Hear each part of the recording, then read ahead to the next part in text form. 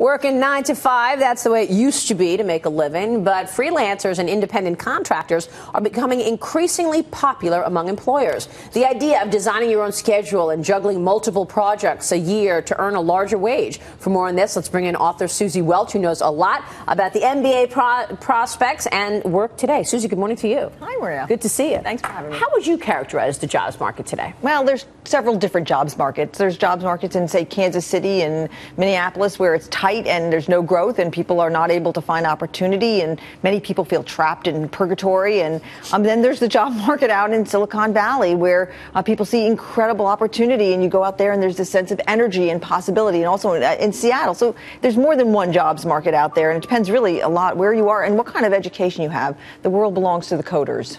Is it a high-low jobs market, too? You see in the labor reports, you're seeing a lot of old people are getting hired at Walmart, or they're getting hired wherever, but they're also seeing the young people get hired in Seattle and Silicon Valley. You know, it's related. I mean, I think you have a great point, but it's related to what their skills are. So right. Older people that generally aren't engineers or trained in coding. You know, you see these job offers for the people who come out with certain technical skills, and if you don't have those and you haven't kept yourself tech current, which is incredibly hard to do given this pace of tech, then you're just out of the job market. Yeah. Wow. So many more people are freelancing. They're contractors to avoid the sort of 9 to 5 scenario, and they can work when they want to work and as much as they want to work.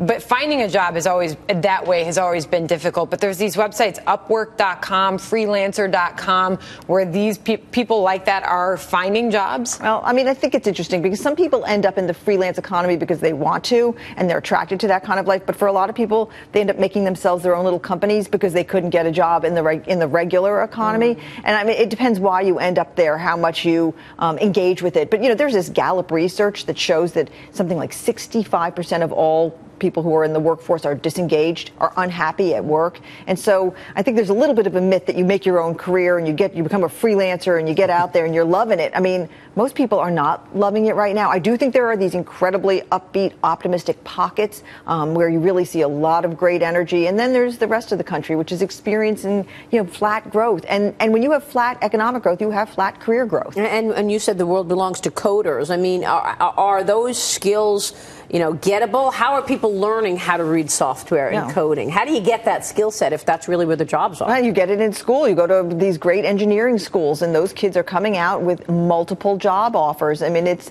you know, these are the engineers and the kids who are really into the technology, and the world belongs to them. They have got a totally different career trajectory than the kids who are coming out with English and history majors. God bless them. You know, it's so funny about education. There's a story in the Journal today. Tech 101, dropping out of college, quitting school to start a company used to be risky and lonely. Now it's a badge of honor, particularly in Silicon Valley. You agree with that? It totally is. In fact, we have good friends whose son recently dropped out of Stanford, although Stanford's trying to say, you know, you're not really dropping out. We know you're just taking a break because they want to keep a kid like this.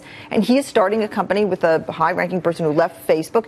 And they've just gotten their second round of funding, and he's walking around like he owns the world. Maybe he does. He might very well. Don't you think that's unhealthy? I mean, people at the end of the day, a lot of rich people are saying that's cool, and the kid who's getting hired by the rich guy, and the rich guy's paying that kid, they're real cool. But what about everything else in between? You lose your, you know, the whole social experience of going to college, the maturity process. You got 24-year-old CEOs at Snapchat. I'm getting this feeling you don't have kids in college yet, because the social experience of college is just something when you're as a parent, you're not so crazy they're having. So I think that, you know, there's a lot of wasted. They love it. There's a lot of, yes, they do. There's a lot of wasted time in college. I mean, why does college have to be 4 years long? It really doesn't. I mean, I think that college being 4 years long is from an old time. I mean, I think you could probably go to college now and do it in 2 years and move right into the workforce. So would the universities agree with that loss of all that? Right. That's a beautiful economic model, those universities. I mean, where it's a, you know, sort of a closed bubble of, you know, that the faculty really, the schools are for the faculty.